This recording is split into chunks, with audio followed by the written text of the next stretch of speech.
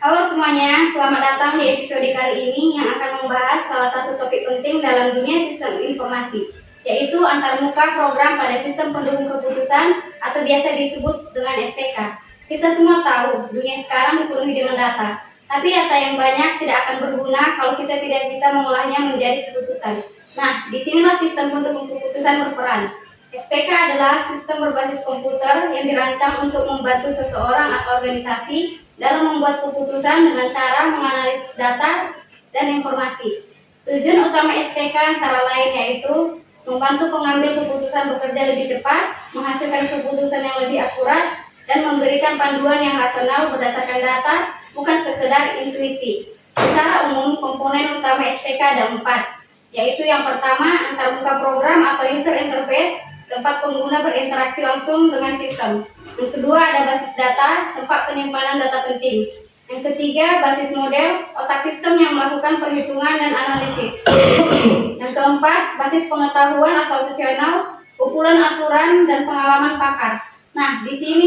Di episode ini kita akan membahas semuanya satu persatu, dari tampilan antarmuka, penyimpanan data, sampai pemrosesan model, dan diakhiri dengan contoh kasus UI login Facebook.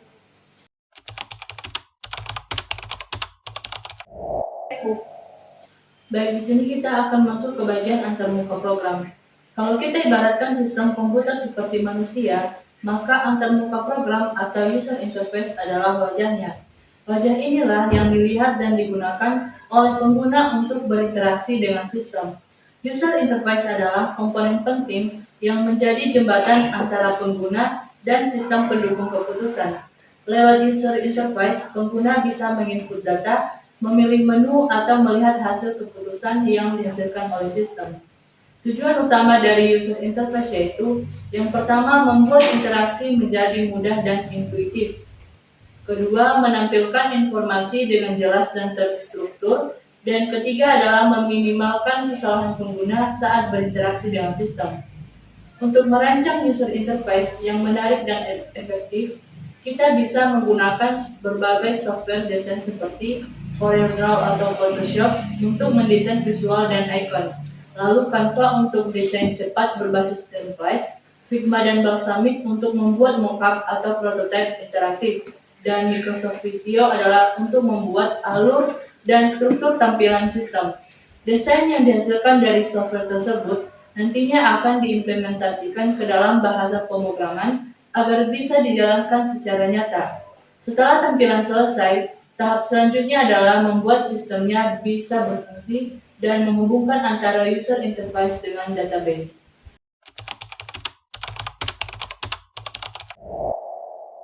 Baik, di sini saya akan membahas basis data dan implementasi bahasa komputer. Nah, teman-teman, setelah user interface-nya siap, kita perlu membuat sistem itu bisa menyimpan, memproses, dan menampilkan data dengan benar. Itulah fungsi dari basis data. Basis data adalah kumpulan data yang terorganisir dan tersimpan dalam sistem komputer agar mudah diakses dan diolah. Disinilah semua data pengguna, data keputusan, dan hasil analisis disimpan. Contohnya dalam aplikasi SPK. Data pengguna dan hasil pengembalian keputusan akan disimpan di dalam database seperti MySQL dan PostgreSQL. Untuk menghubungkan antara user interface dan basis data, kita menggunakan bahasa pemrograman. Biasanya ada dua bagian dalam proses ini. Pertama, front end, bagaimana tampilan menggunakan HTML, CSS, dan juga JavaScript. Dan back end, bagaimana pengolahan data dan logika sistem menggunakan PHP, Python, Java, dan ASP. Nah, sekarang makin banyak juga AI tools yang bisa membantu kita seperti ChatGPT, Gemini, dan DeepSeek. AI ini bisa membantu menulis kode lebih cepat, membuat contoh user interface, bahkan mendeteksi error di program kita. Untuk proses pengkodeannya, biasanya digunakan software seperti Visual Studio Code dan juga Adobe Dreamweaver. Adalah data dan tampilan terhubung, barulah sistem bisa menampilkan hasil analisis. Nah, bagaimana sistem bisa menganalisis data?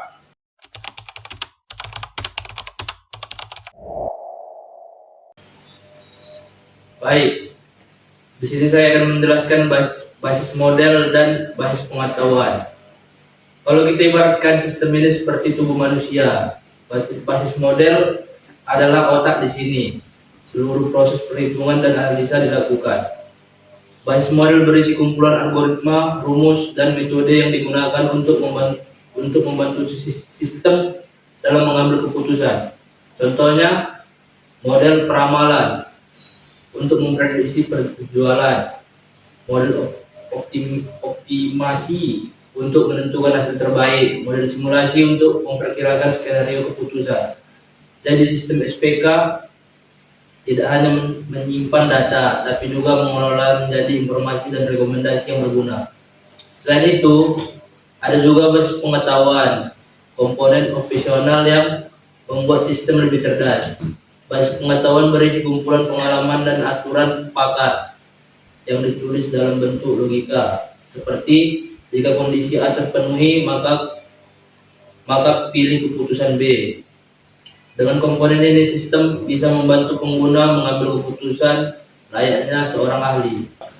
Nah, semua komponen ini, user interface, basis data, dan basis model akan terlihat jelas kalau kita lihat dari contoh aplikasinya.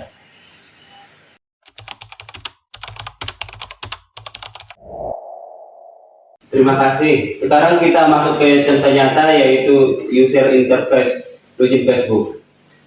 Kalau kalian perhatikan, halaman login Facebook itu sederhana tapi sangat fungsional. Ada dua kolom utama, yaitu email dan kata sandi. Lalu di bawahnya ada tombol masuk, link, lupa kata sandi, dan tombol buat akun baru. Desain seperti ini memenuhi prinsip user interface yang baik, sederhana dan fokus, mulai digunakan oleh semua usia. Warna biru khas Facebook yang menciptakan identitas merek yang kuat, desain responsif, tampil bagus di handphone, tablet maupun laptop. Lalu di file CSS kita bisa mengatur warna latar belakang biru, menata letak tombol, dan menyesuaikan ukuran agar lebih tampilan tetap rapi di berbagai perangkat. Inilah yang disebut dengan responsive web design, yaitu tampilan web yang otomatis menyesuaikan dengan ukuran layar pengguna. Dari sisi backend, sistem menggunakan bahasa seperti PHP yang terhubung ke database MySQL. Saat pengguna menekan tombol masuk, sistem memeriksa data yang diketik di form dengan data di database.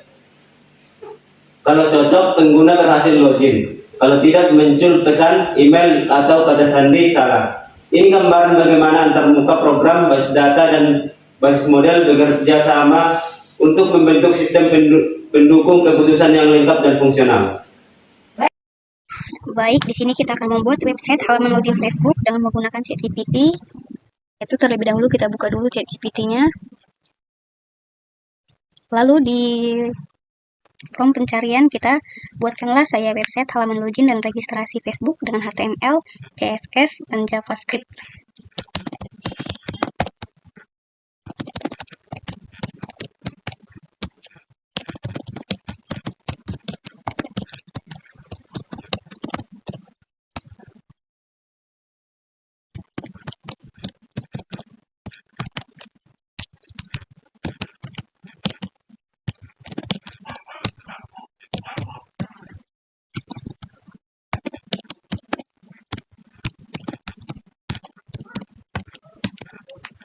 Lalu di sini ChatGPT akan memberikan apa yang sudah kita minta tadi, yaitu HTML.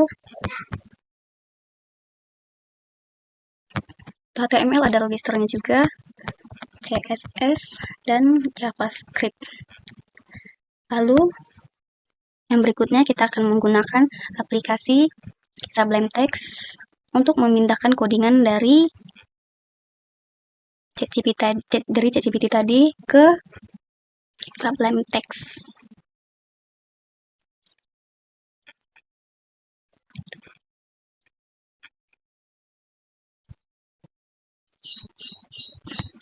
Kita akan mengcopy codingan dan memasukkannya ke Sublime Text. Setelah itu kita harus save.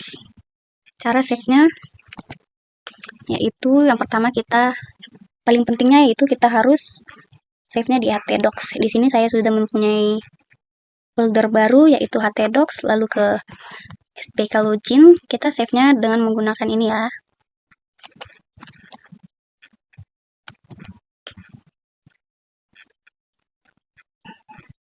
Lalu kita save. Yang berikutnya juga begitu, kita akan menambahkan new file. Copy lagi. Lalu save seperti semula. Kita nyimpannya harus di satu file ya.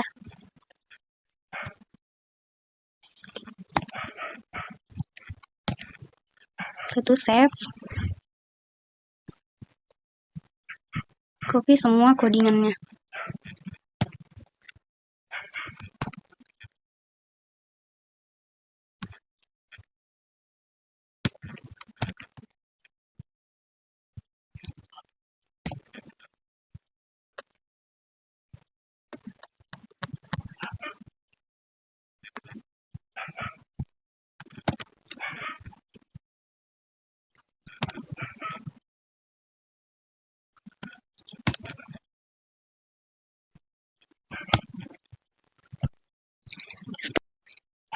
Lalu untuk membuka tampilan dari codingan yang telah kita buat tadi, kita harus mengaktifkan SMPP. Kita harus mengaktifkan Apache dan MySQL-nya di sini. Apache dan MySQL saya sudah aktif. Lalu kita akan ke Google. Kita ketikkan nama file yang sudah kita simpan tadi di pencarian. Yang saya tadi localhost SPK Login. Lalu kita klik. Oke, jadi tampilan yang keluar adalah seperti ini. Ini adalah hasil tampilan website Facebook yang diberikan oleh ChatGPT.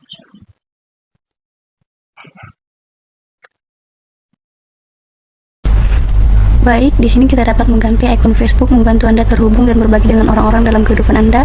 Dan untuk halamannya juga dapat diganti, yaitu dengan kita membuka Sublime terlebih dahulu. Lalu di situ di Facebook membantu Anda terhubung dan berbagi dengan orang kehidupan Anda kita hapus terlebih dahulu. Lalu kita ketikkan saja SPK dapat membantu Anda dalam pemilihan laptop terbaik.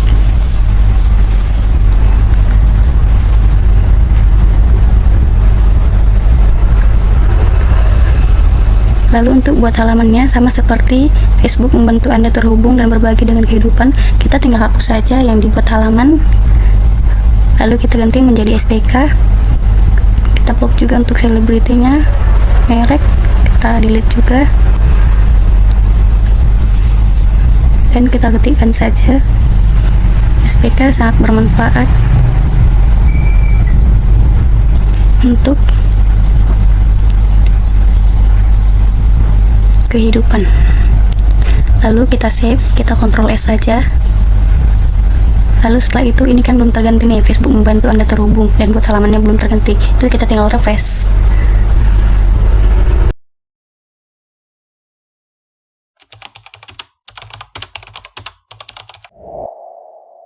Baik teman-teman, kita sudah sampai di penghujung episode podcast kali ini. Dari pembahasan tadi, kita bisa simpulkan bahwa dalam sistem pendukung keputusan, ada antarmuka program berfungsi sebagai jembatan interaksi antar pengguna dan sistem. Basis data menyimpan semua informasi penting, basis model mengolah data menjadi keputusan yang logis, basis pengetahuan menambah kecerdasan sistem melalui atur pakar, Melalui contoh user interface login Facebook, kita bisa melihat bagaimana teori ini diterapkan secara nyata. Mulai dari desain tampilan, pengaturan CSS, hingga koneksi database di belakang layar. Pesan pentingnya adalah desain antarmuka bukan hanya soal estetika, tapi juga tentang bagaimana sistem membantu pengguna mengambil keputusan dengan mudah, cepat, dan efektif. Terima kasih.